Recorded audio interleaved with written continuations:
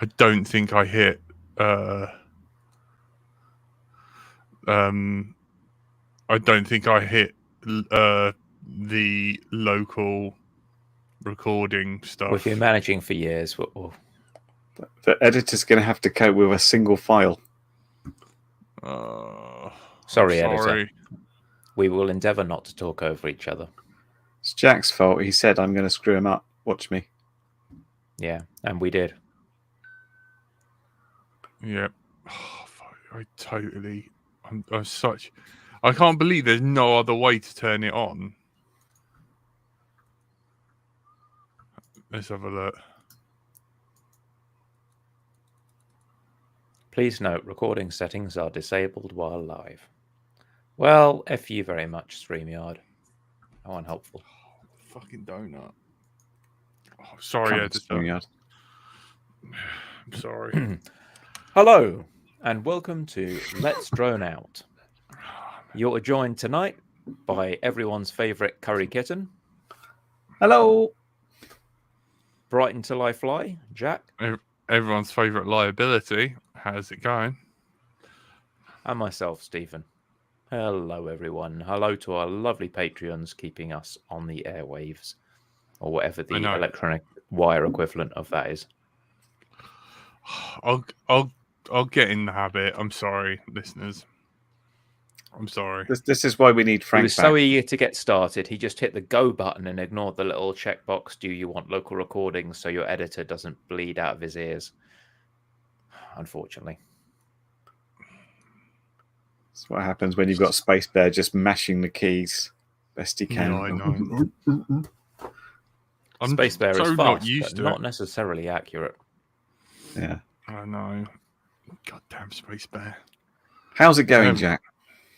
How's your day? How's your week? What's going on? I'm very tired. Okay. He's blue, quite literally. For audio viewers, Jack is now blue. There you go. Oh, no, turn it down again. Jesus. Too much Jack. Oh, we don't need that much Jack. That better? Oh, that's better. There you go. How did the soldering go, mate? You were putting bits and bobs together and repairing burnt traces, all this. I don't. No, I crimped. I crimped last night and added a current. Didn't we all? Yeah, added a current sensor, and that's about it. Really, that's as far as I got. And I moved some stuff into a drawer, but that's about it. The desk still looks like a bomb site, and I didn't go to bed till about. Well, I tried to go to bed about 3, and then probably didn't get to sleep till about 4-ish. So I'm very tired and not with it. Oh, so I do. In that case, we should probably quickly follow the direction the chat's taking and jump on Curry's review of the Boxer, this new radio from Radio Master, which the chat is all lit up over. I think that's probably because you couldn't go on YouTube if you were subscribed to a couple of drone channels without seeing the word Radio Master Boxer in every single corner, because of course everybody gets these things and we're told nobody say anything until December the 15th at GMT +8, 6 o'clock, which means 10 a.m. and everything's suddenly gone bing, which I think it kind of works quite well for Radio Master because everybody knows that there's a Radio Master product going. I don't know if people get a bit fed up with too much at once. I mean, you can at least get a lot of different opinions on it, and if someone misses something, then another person's got it. But it's a nice looking radio, as you probably noticed from my point of view. I didn't fly it what I call properly because it's cold outside.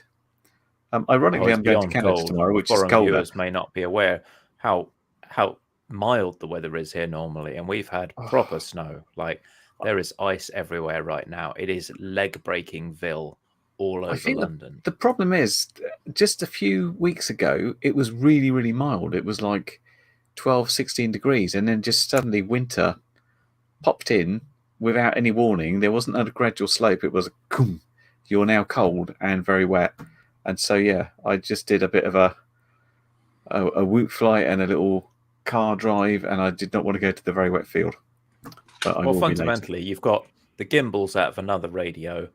the module that's identical to other radios, apart from the power output. Everyone knows Edge TX, so it's really just the sum of its parts, I guess, isn't it? You really talk about the ergonomics of the chassis, and that's most of it, right? Yeah, and I think people are saying, "Oh no, Radio Master keeps releasing another radio. What are we going to do with this?" I think Radio Master is just trying to cover every single base. It's kind of like you want the great big, heavy block. There's your TX16. You like the game controller. There's your Zorro, and then you've got small hands.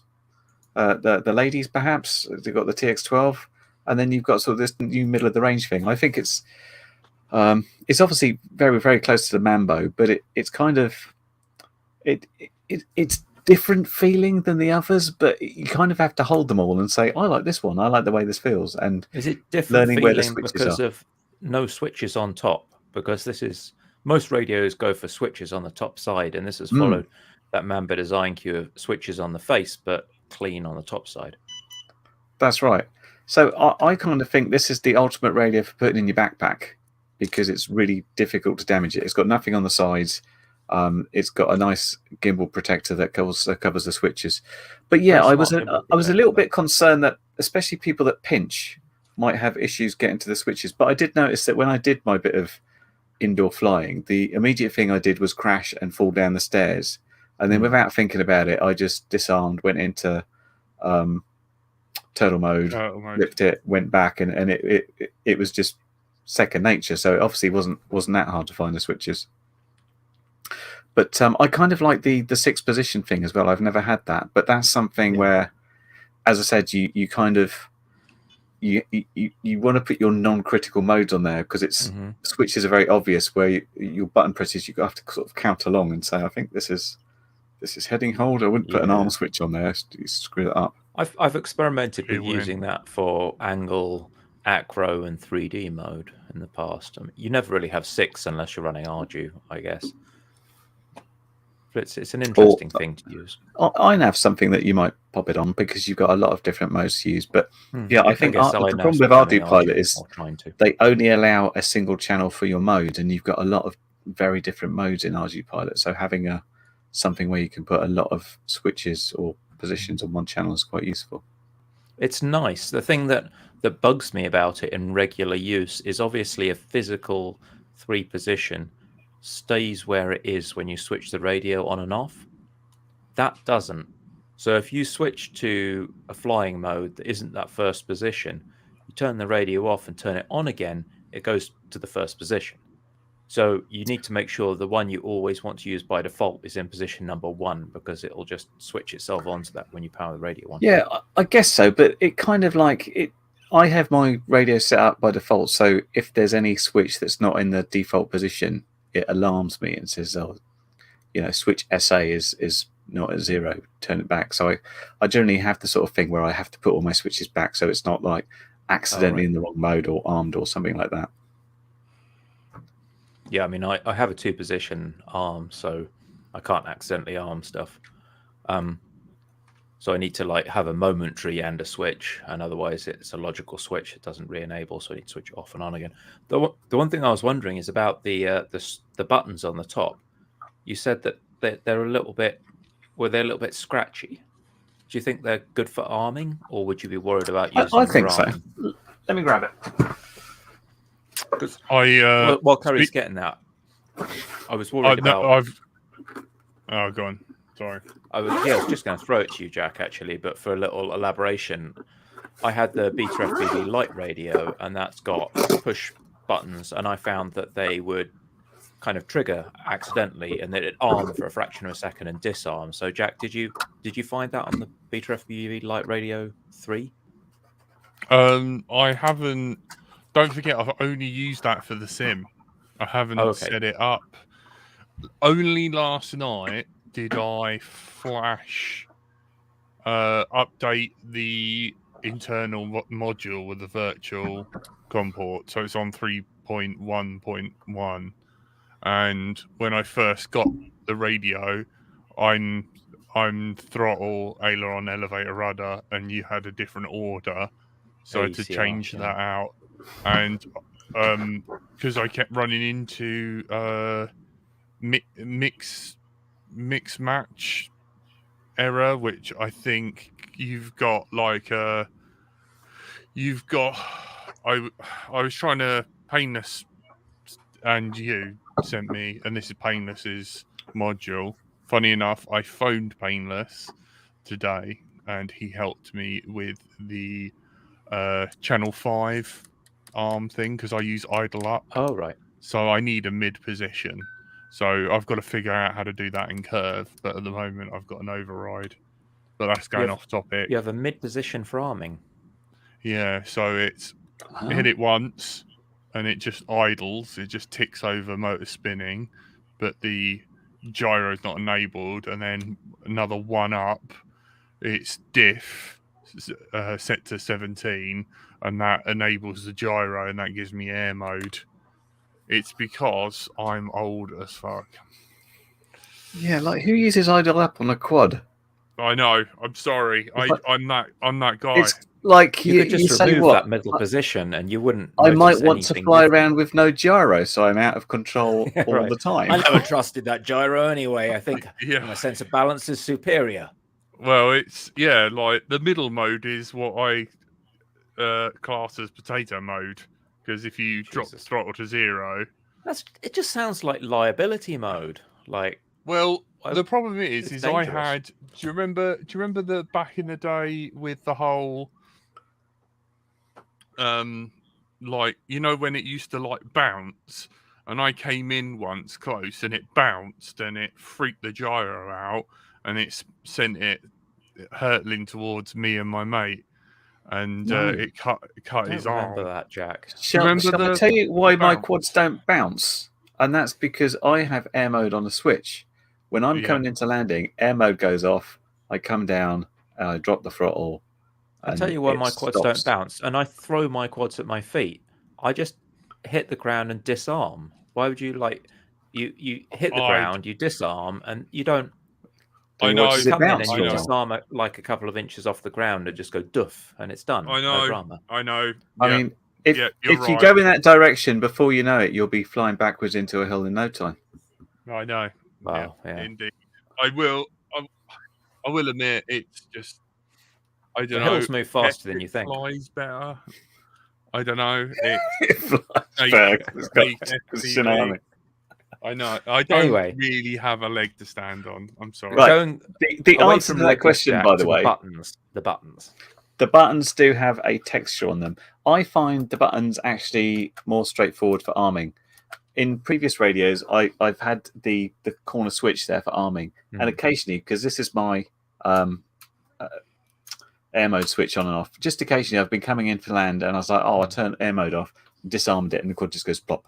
So having a physical button here that goes in and out is something I actually like. When you arm, do you have to press it beyond the latching position before it goes high?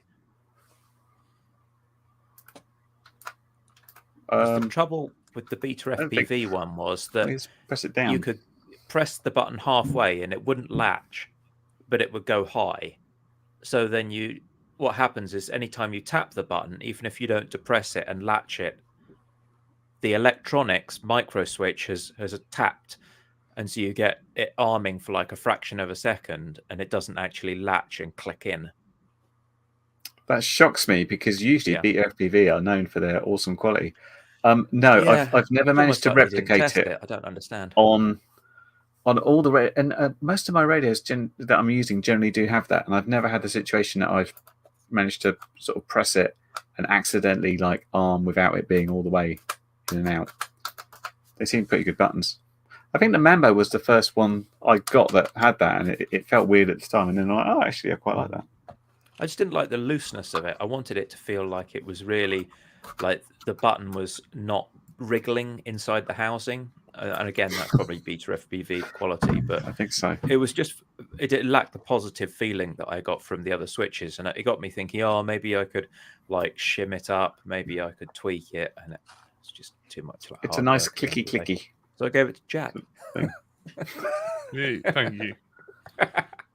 I've had to turn my, because you brought this up Where is it? Sorry, my bench is a complete... You know your camera's off, by the way. Yeah, I There know. you I had a horrible shine light thing. I don't know what I've done with them, but I bought some switches to try and convert to do some testing, so that if you didn't want two position switches, I could find the micro switches. They're right here. I don't know whether you can see them. They're tiny. That's so you could turn the module off, because this has got a... I'm pointing to my Turnigy 9X. That's got a module built in. We're still keeping it current then, are we? With the Turnigy 9X. Yeah, It's what no- all the pros are using. Oh, it's no good anyway, because obviously it doesn't support. You know, the ELRS doesn't support bloody. Turnigy 9X lacking ELRS support. Oh, well, I don't know how anyone's. How dare we? I know. Idle up, Turnigy 9X. So I put a little switch on the power line for my GPS, because the GPS was happy when it was running on 4.5 volts, but would prevent the board from going to DFU mode for reasons. So now I've put a little switch on there so I can switch it on and off. Make me very happy. So when I flash the thing, I switch the GPS off, and the rest of the time I just switch it on. I literally can't find anything anymore. So, Stephen, talking of new equipment, you bought some new goggles and stuff, didn't you?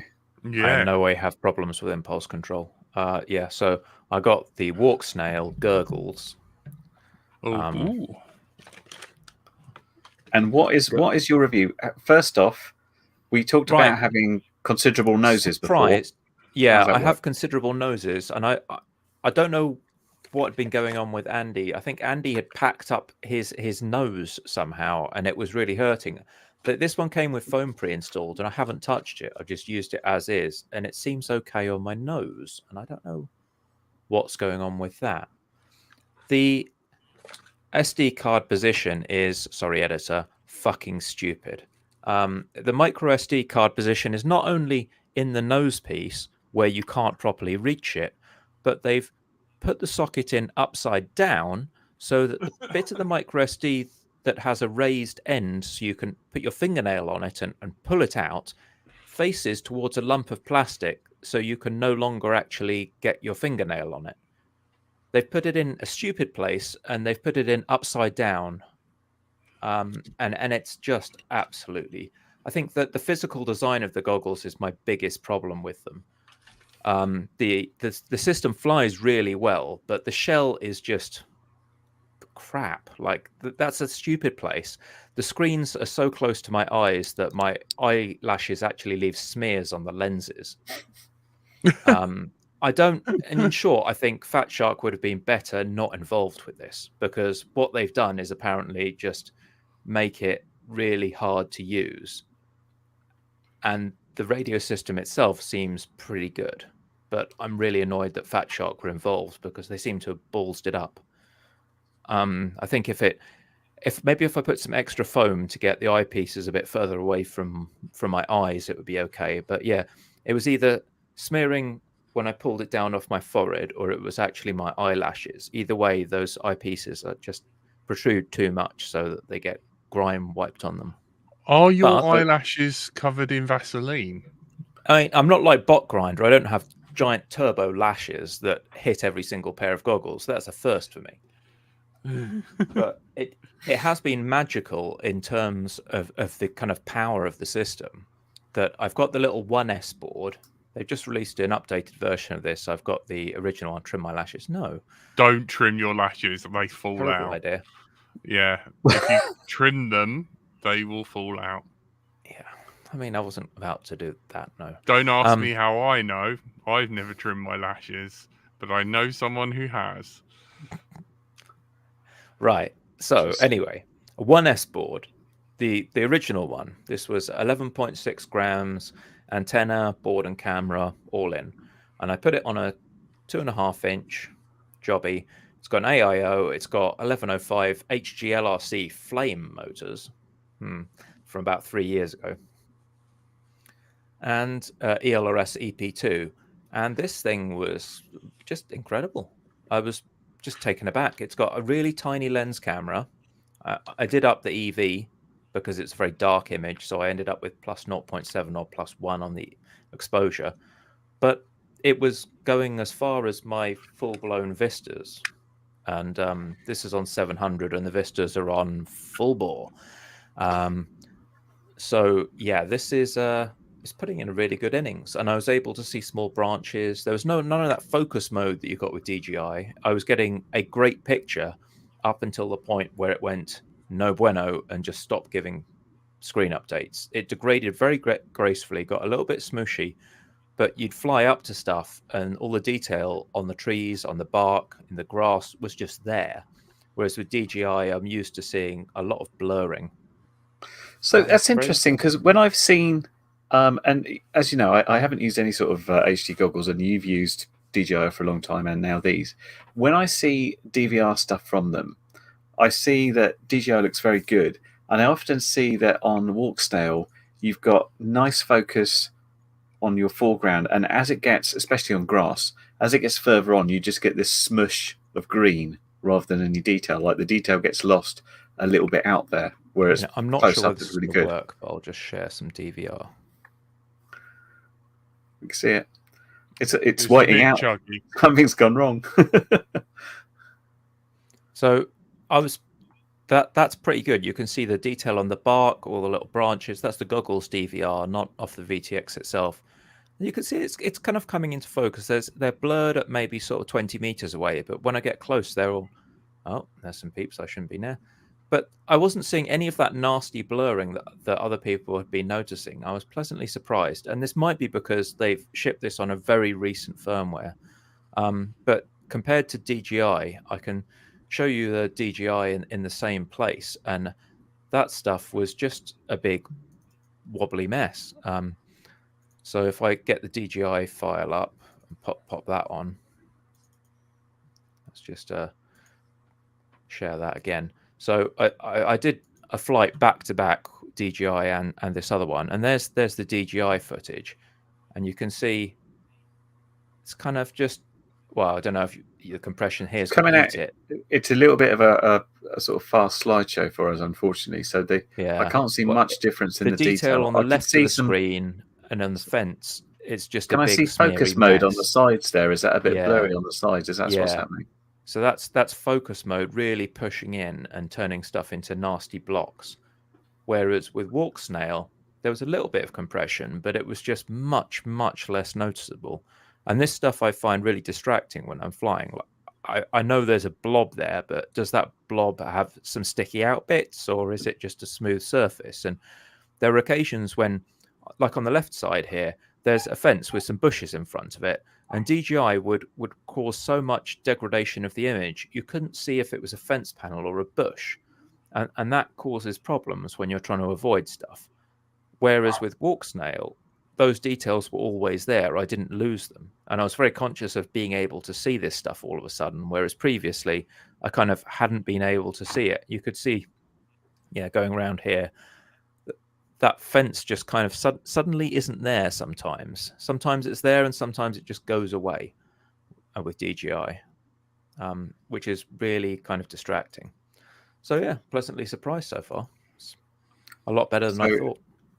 Somewhat subjective. Caroline's thinking DJI looks better. To me, the image quality looked, although we can't see the full sort of frame rate going on, it looks quite comparable. But I do see the focus stuff in the corners there. I suppose if that keeps dragging your eyes away from what's going on, that's going to make a big difference. Bear in mind, we're sending a compressed signal over another streaming solution, so you're not going to get a great picture. And I'm not talking purely about the lens and the camera. This is a small camera. This is a 14mm camera with a tiny lens, and the DJI one is the Nebula Pro, which is a 19mm camera with a much bigger lens. It's nice that you've got it fitted in with space to spare, though, for like a little 1S thing. That's quite cool. It's running off the 5-volt back. It's fine. It's happy. And did you have to register to make them work, or did they just work without any strange Right. Yeah, shenanigans? that's another thing. I just plugged it in and it worked. There's no software to install on the computer. All the Oh, weird. updates are done just by copying onto the storage of the device, and that's it. That's as simple as, updating any other goggles. Get file, put file onto device, keep device powered while file is read and written into the device. Done. And I'm guessing in the future it won't have to make you turn your phone on all the time when you're flying with it, like the Yeah. recent update for the Yeah. Avata, as we've heard about. Right. Well, I mean, that was for the drone, so that's kind of what you'd expect because it's in line with DJI's other consumer stuff. But yeah, I don't think there's any way of doing that with this. Maybe it's got hidden Bluetooth in there, but I'm pretty sure it hasn't, or they would have made hay out the fact that it had bits of technology in there during the release, I'm sure. I think so. Cool. Anyone else Want to not watch. looking forward to them changing the rules of the whole like classification? We're like, So Tony wanted us to talk about the new rules. yes, you must know which direction your drone is facing at all times. Oh, This- I always this is- do. I'm looking through the camera, mate. This is I the know. big change in the what constitutes visual line of sight. And previously, it had been this sort of basic figure of 500 meters is where you can see your drone and control it. Now they're saying it depends on the size of the drone. It depends on the circumstances of conditions, if you have lighting.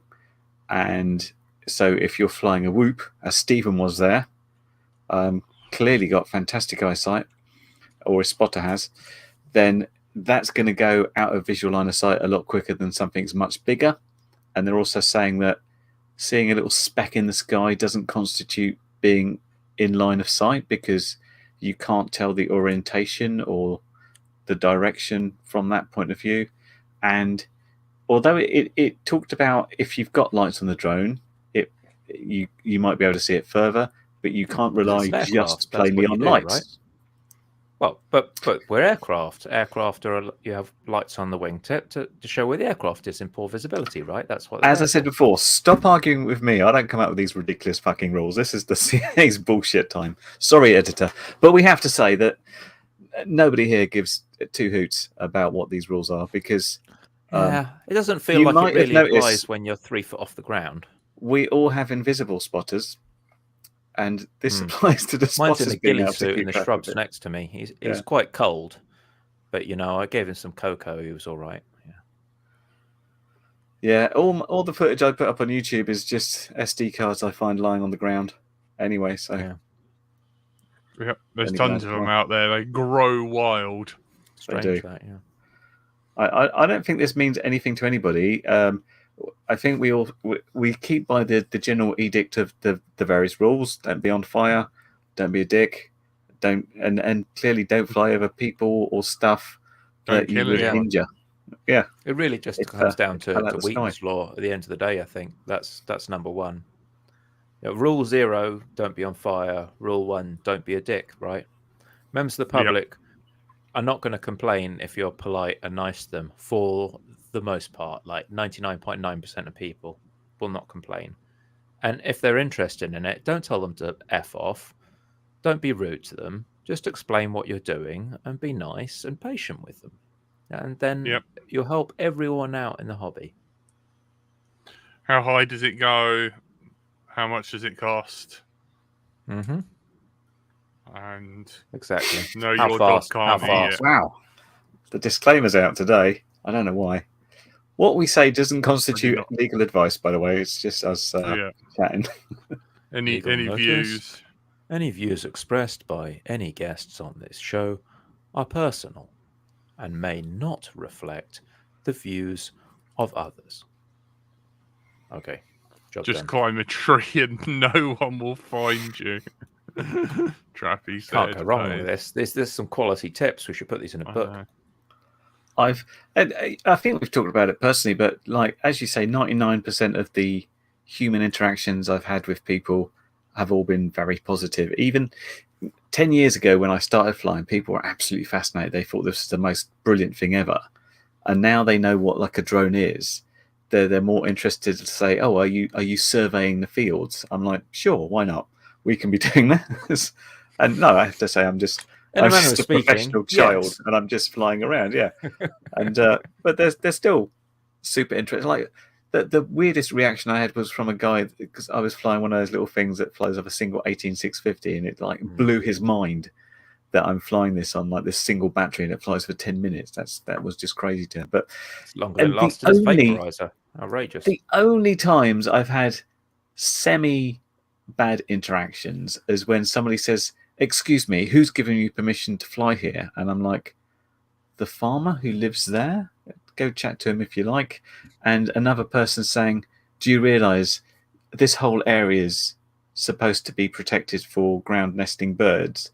To which my answer was, that's fine, I won't fly over them, but do you realize this entire area is about to be houses in 6 months' time? That was my old field which got built on, so it kind of didn't really help much. Yeah, it's protected till someone can make more money off it. Yeah. Yeah, I remember what they did there, because I think the naturalist kicked up the fact that this place where I live is a particular place for reptiles. It has the largest colony of adders in the country and stuff, apparently. Only venomous snake. So what they did, they employed these people to walk up and down and catch all the reptiles and move them somewhere else for about 4 months. And it's like, they're all gone now, it's fine, we'll build the houses. Oh my Jeez. God. Meanwhile, the new progress. place they've stuck the reptiles, they no longer survive. Yeah, they can swim, yeah. Just chuck in that lake. Yeah. Oh, dear. I enjoyed you and Sophie racing and your little DIY racetrack, Curry. That was fun. I enjoyed building That one was amazing. I was like, oh my God, the effort, the black paper, the tape, there was no expense spared. I went to Amazon and bought myself a pack of black 200 GSM card for that. And then I laid it out and I was like, I'm going to have to put a center line down there. I wanted to build like little buildings out of like cereal boxes and stuff, but then it's like, this is taking too long now. Before you know it, you'd have $2,000 worth of model railway parts or taking up room in your attic somewhere. And yeah, I'm upset that you didn't have any traffic cones or anything, or a tire wall. We thought about it because it's like, how do you stop people driving off the track? But I was running out of time, and I was like, Sophie, you're going to race me in this? Yeah, I can do it when James is going to come round. It's her boyfriend, so we can race together. And then he bailed on us because he was feeling poorly. So it's like, right, I don't think you want to be emasculated by your. Do what he's told. Anyway, Boxing Day, that's coming out again. We'll try and get 4 people around. Might be a bit more of an impromptu track, and like drunk people trying it and stuff like that. It's one all thing good. they could maybe add would be a little battery readout on those.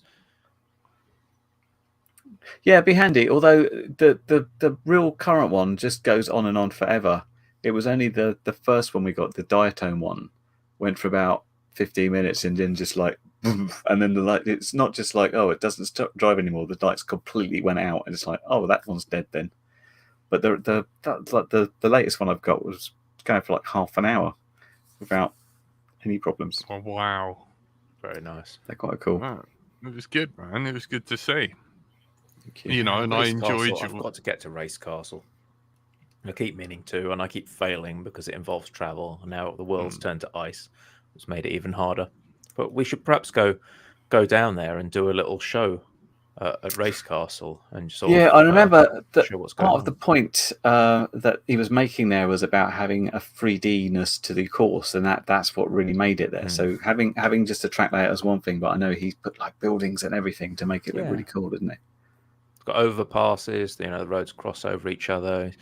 I think some of it's just like printout he's put by the side of the track, but when you're in the car, it's pretty convincing, like you're speeding along, kind of like the old PlayStation racer games, you remember, where the scenery was just a single texture on the side of the road. Oh man, Gran Turismo, baby. Mm-hmm. Yeah, maybe you should do some Gran Turismo inspired course layouts. That'd be good to see. I feel like I'm constrained by the layout of my room. It's Yeah. like, I mean, how many surely builds you have can I get got? You've got to some. try and create the Nuremberg ring in your living room. We will accept nothing less. Nothing less. I'm gonna go on Thingiverse and then I trouble is I don't know. Thingiverse, 3D model Traffic Nuremberg ring. Yeah, this would take longer to print than Lee's wing that he messed up on his first launch. All these bits and pieces for it. Random children There crossing is the street traffic to hit. cones. What's the other one? That is the one that they used for like all the speed records, isn't it? The something ring. Anyway, The my memory's Nürburgring. failing me now. Yeah, well, they do the laps on it, and sometimes when they release performance cars, they're like, this does the Nürburgring in 11 minutes. Nuremberg, that's it, not Nuremberg. Nuremberg, yeah. I was going to print some cones, and then I decided we'd just knock into them anyway. Well, that's the point. That's literally the point. It's the equivalent of having two people carrying a sheet of glass across the track. Or some little boxes, or crates of melons, or chickens, or something. I need to create a tiny little alley with little cardboard boxes so we can have like a police chase and you smash those in. Yeah. Oh, there's so many options. The world of options, though. My original intention was to hook it up to the internet and have you guys have a lap or something to see how you did. But my one multi-protocol radio is broken, and I've got a problem doing it without that. How could you only have one multi-protocol radio? I have no multi-protocol. I have no multi-protocol. When Radio Master called me about this, they said, "What version would you like? Would you like the ERS or would you like the 4-in-1?" I thought, I haven't got a 4-in-1 module. So I said, "Can I have the 4-in-1?" And they're like, "We really want to push the ERS. Can you have the ERS instead?" I was like, "Okay." But you've got like the T12 and the T8. Weren't you reviewing radios like 2 years ago when they were all multi-protocol? My TX12 from Jumper has broken. This is what I think. Radio Master is better quality than Jumper. And when I talk to Jumper, how is it broken? Maybe you can look at it, Jack. What happens is you plug the batteries in, two 18650 cells fully charged, and it comes up and starts whinging that the voltage is like 3 volts. So obviously there's some sensor voltage regulator, whatever, that's gone wrong, and I can't work out how to fix it. You're haven't more accidentally welcome flashed to it with a different radio's firmware, have you? With a different? Nah, it just stopped working one day. I was like, "Oh, that's weird. Maybe the battery's not charged. Charged battery's like, oh, it's doing the same thing." Boo. And the other multi-protocol module I had was down there somewhere. I can't see it. It's what was that made by? I can't remember who it was made by. And it turned out to be using the wrong chip, which is only 64K flash instead of the 128K it needs. So the latest firmware won't work on it because it's got no flash space. You can cobble together your own version of it with the protocols you want if you want to, but it's like it's a bit of a faff. World of pain. Is that the JR module one that was done by the one I've got it's a nano module, but it had the same thing for the JR one as well. They basically use this different chip which they shouldn't have to cut a corner, and it turned out the flash image was smaller than it needed to be. And when will people ever learn? Always seeing that in clones, like, oh, this is really great value, everyone buys it, and then like, oh, but by the way, it doesn't actually work. So you saved $3 and it doesn't work. Do you know what done that? The Earsheen DVR little recording box, that really pissed me off. Yeah, the first one was great, and then the second one was just garbage. And now you can't get the power play. Not why would you want to anyway? Because I've been really happy with the inbuilt goggles on the Sky Zone. That's been pretty solid. I've only got the V1, so it's the 30 FPS one, but I just can't. Well, I think the problem was that Fat Shark was always of the opinion that it was too dangerous to change the shell of the goggle or the DVR, even though they had Yeah. multiple like better versions coming along. They're like, no, we don't want to touch anything. So even like up to Can their we very just make latest money? analog releases, they still you- had the shitty old DVRs Can our in there. customers please leave us alone and just continue buying the things and ignore the competing products? Ignore them; they don't exist. It's all an illusion. Don't look behind the curtain. Pretty much. Yeah, I've had a couple of pairs of Sky Zones, and the DVRs just kind of worked on them. But yeah, I see a lot of people when we were at that FPV Drone Fest. They all had power plays on, start recording on the power play and stuff. I think it's important for me because I show a lot. I say 90% of my flights are DVR because I'm often saying here is a VTX, so it's no good showing GoPro footage. So I want to show what I see, and if I record it in the Fat Sharks, it's like I have to say, well, it looks better than this through the goggles, which always sounds a bit crap. But if at least I record it in the power play, it looks much more on par with what I'm seeing because the whole color's different. It's at 60 frames a second. It looks a lot better. Oh, you can get the power play from AliExpress. How much is the What power are you play, after though? one, It's not Jack? like 50 quid or something. No, £148 and 75 pence from AliExpress. You could buy a half decent pair of goggles for something in that ballpark that comes I with know. a better DVR than the Fat Shark one. Hobby RC is £114 80 pence. They didn't start off that out of price, did stock. they? They've inflated.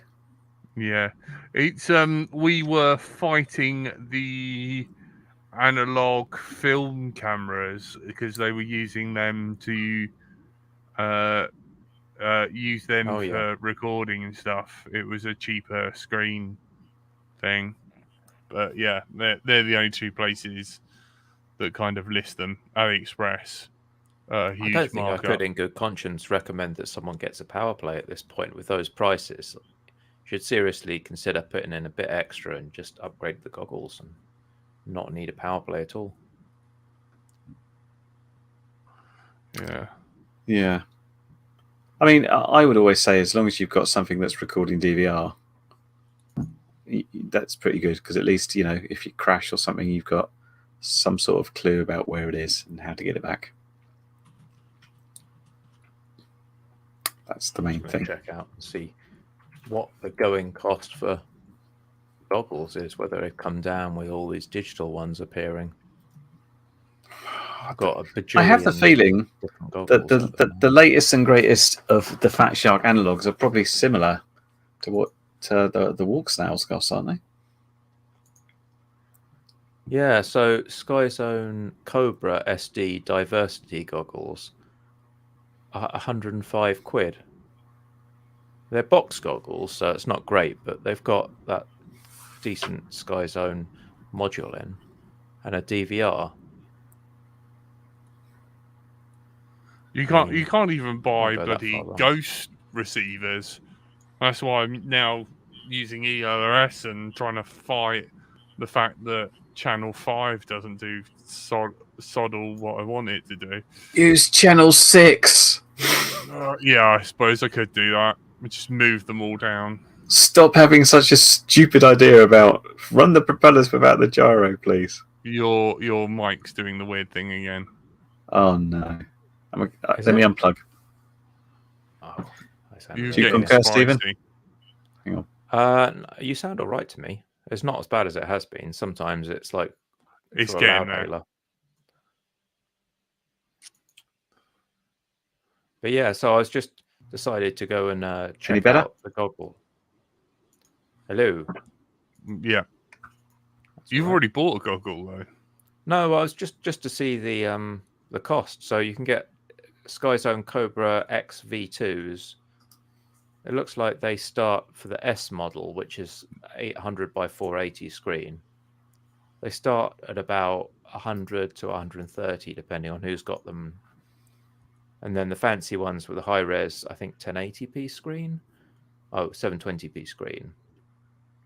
They are about 200-ish. So if a power play is going to be near 150, really gotta want that power play.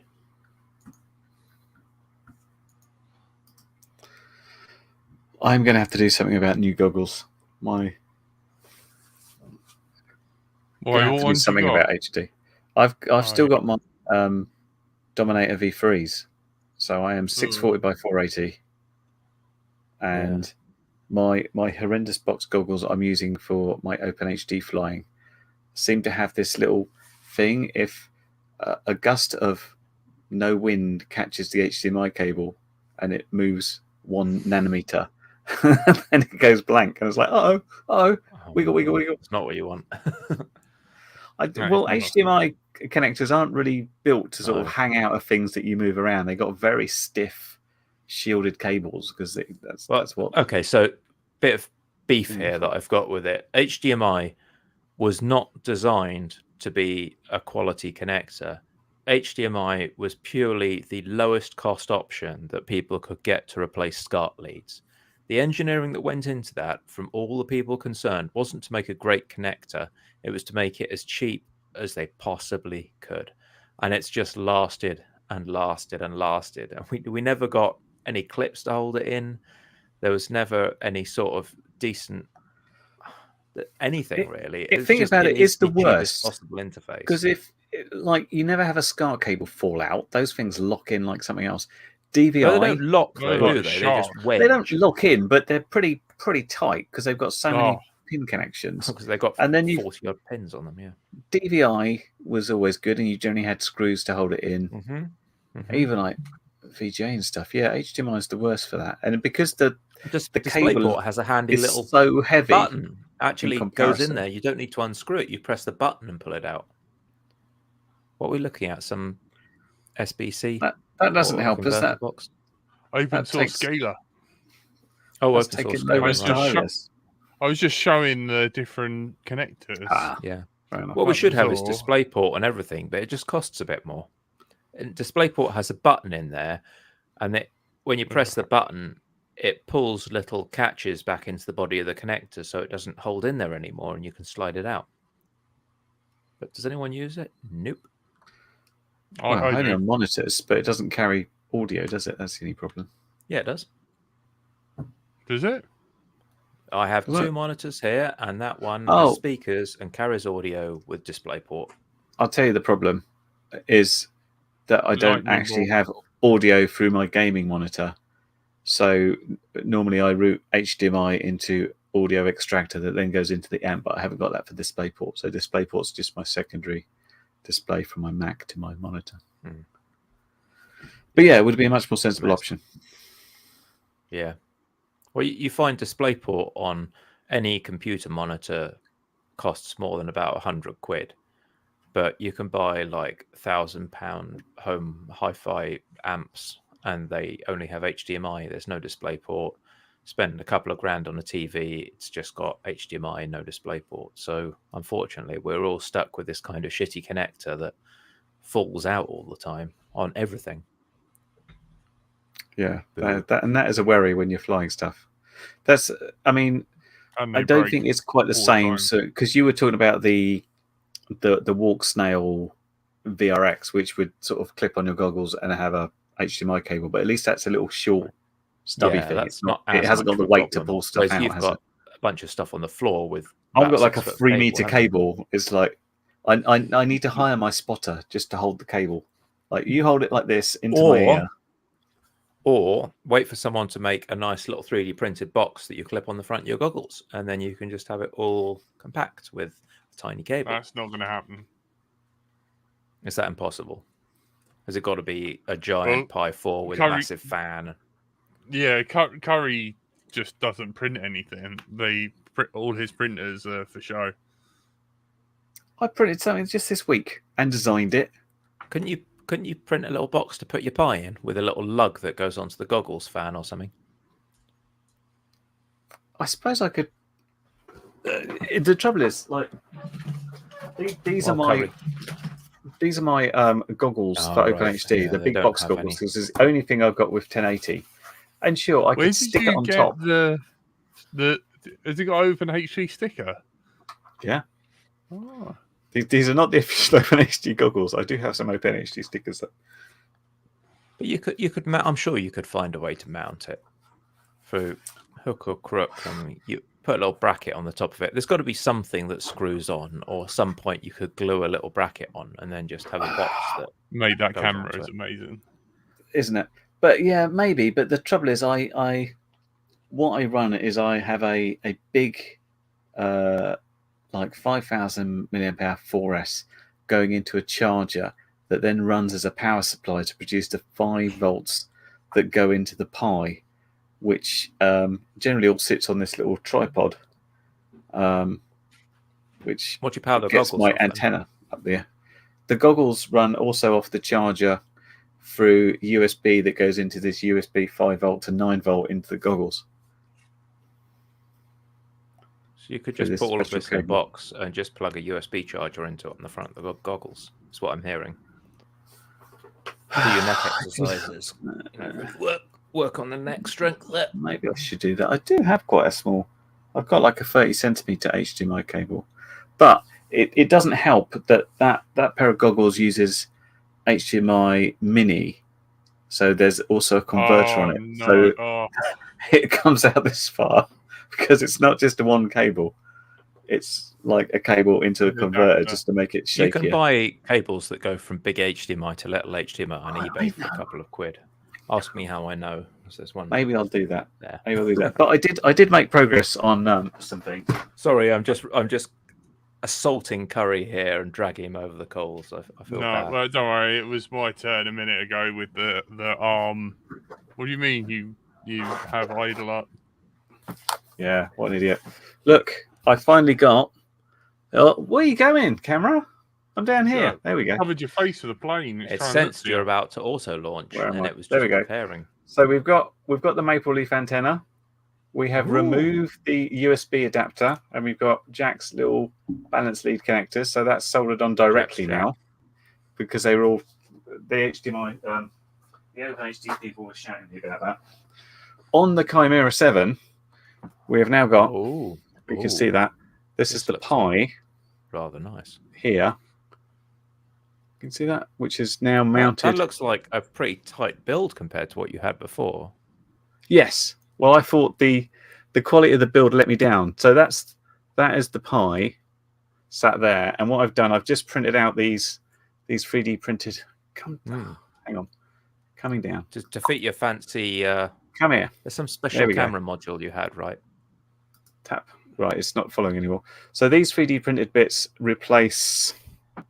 Lost it. There's this camera. The camera had carbon fiber bits that went out like this, and then the camera dropped here. So the Pi camera is too wide. So I've printed these bits so they slot into the frame, and then we're going to print. This is going to like come out at a 20-degree angle, and then we're going to have another plate that goes on there, which is going to catch the camera, and then we just have to have the camera cable going there, and then a few wires up to the. So the camera cable is going to be inside the quad. Yes, a marked improvement. A marked improvement on last time. Everything's going to be internal, except for the Wi-Fi adapter, and that's because I've only got one Wi-Fi adapter to swap between the plane and the quad. But I have got this nice little balance connector, which should work better. That's the plan. Well, hopefully by spring this is all ready to go. Yeah, I mean the plane's ready to go now, but I didn't want to go out because it was wet and horrible. Oh, it is so horrible. It is bitterly cold. Even if you landed it perfectly, it's like just kicking it through some mud. It's not nice down there. Yeah, like everything isn't even thawing here. It's drying out, so it's gone straight from ice to just dry ground. It's kind of magical. This never happens in London. It's always just like mud and filth and bits of oil and tire rubber mixed with snow sprayed everywhere. But for once, it's actually quite clean bit of snow, which is wonderful. You can go out and fly. You don't get covered in mud and filth, and don't get like blackened shoes and trouser legs just walking down the road. It's quite nice. How curious! It's unheard unusual. of. I'm still well impressed with this little guy. Yeah. So we had a comment way back from Caroline saying, "Everyone ready for Christmas?" Is anybody know about any FPV themed presents that may be coming or giving in your festivities? No. Silence is deafening. That's a no. It's a no for everyone then. Yeah, I've kind of geared up. That's the thing. Well, I don't think there's anything less for anybody to buy you, is there? This week I bought the following because I didn't have it and it exists. Seems to be your excuse mostly. Well, I did hold off with all due respect since like October or whatever when this was. Well, it's actually before then. I think it was July or something like that. I waited for them to kick the tires and make sure they weren't going to drop it like a fart in a lift and run away. And they seem to have been doing updates, which is good to see. So I felt like it was time to jump in. The O3 Air unit is £209. Yeah, I mean, that was a consideration as well. Yeah. Meanwhile, the goggles are £229. £729. I was going to say 200 seems a bit cheap. So 700. I just ordered the even lighter version of that Walksnail 1S, and that was on Cadex's website for $90. Which is equivalent to pounds now, anyway. Not quite. That's true. No, about 80 quid. Bit of discount. Mm. But yeah, really, really quite good value, which is, it's a big plus compared to even the DJI stuff, which is a little bit more than that. Especially now you can only get the run cam camera, which is stuck in 4x3 mode. And despite people's constant protestations that 4.3 gives you more field of view, I just want 16:9. I want to use all the goggle screen, so that was a problem. Given the fact that your monitor is like this wide, if you had a pair of goggles that were like chung, would you buy those? Look, this is brilliant. I can look around inside my goggles and not see the edges. Yeah.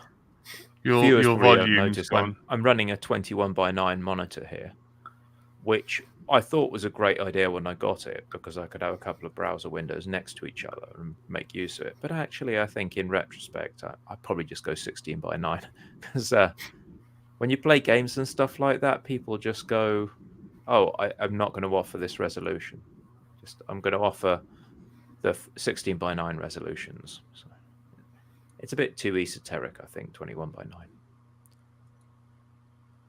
That's more sensible. Yeah. The only time it's nice is if you want to watch a movie and you can watch the big widescreen 2.35:1 stuff without bars on the top and bottom, but you just get a bigger screen. A lot of the I'm just having a little look through, like, say, Hobby RC. A lot of this, like, we're in this sort of like weird transitional period where, I think maybe a few people might go to HD, but a lot of stuff is all pre-order or just out of stock.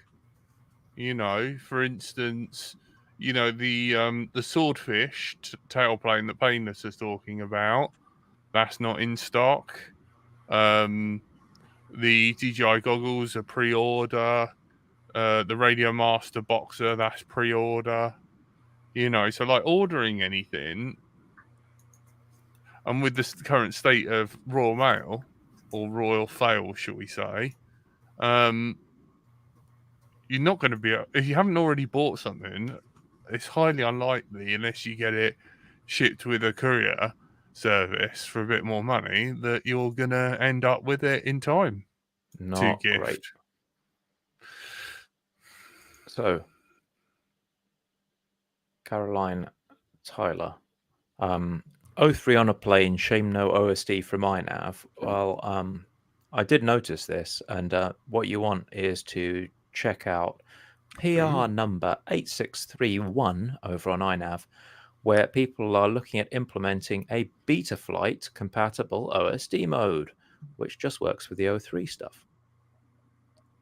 And it looks like, despite everyone wanting to fight the good fight and make DJI do what they want to do, they didn't bother to communicate with Betaflight, and they certainly aren't communicating with iNav. So it's looking like what you end up with is an OSD that, instead of all the nice symbols, just has a bunch of question marks where it's not implementing the symbols for iNav.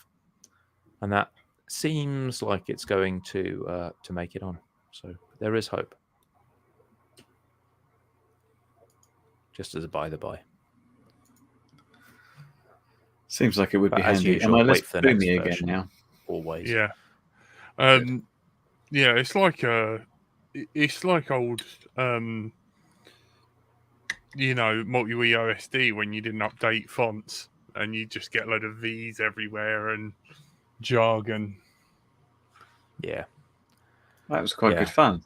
Sometimes your font upload would look like it would work, and then like, how high am I? I don't know. Cross symbol with a sort of slash and a bit of a dot. What's that mean? That's means an your font emoji upload that didn't means work. too high. Or bits would just turn off, like the arrow to home. You'd be like, How's great. your OSD doing, Jack? Adventures with OSD.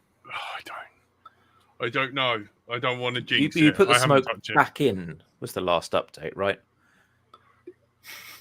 Yeah, I don't know how long that's going to last because it basically got power over the video short. And it was definitely cooking for several times. So as far as I know, okay. But I still need to see whether I can even turn the power up on that VTX. And then, give it a bit of a test hover. Which I kind of want you to be around, so at least if it does go wrong, we can laugh about it on the show. Fair enough. I would invite Curry, but Curry's always busy with family stuff. I replaced my fire quad, and it's now flying beautifully. One that had an ignominious death and actually burnt holes through the PCB. Yeah. Sometimes. You know it's bad when you manage to like burn the PCB so bad that a chunk of it just isn't there anymore. That's not a good sign. How high am I? Question all too often over here. Wait, am I flying point. something? Oh. Yeah.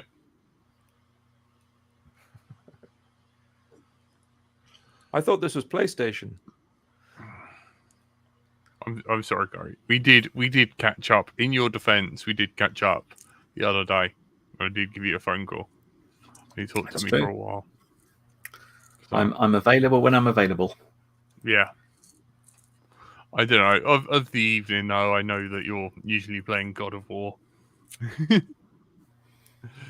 So, dude, where's my quad? Right. I guess that is all we've got time for. Curry won't be here. He'll be skiing next week.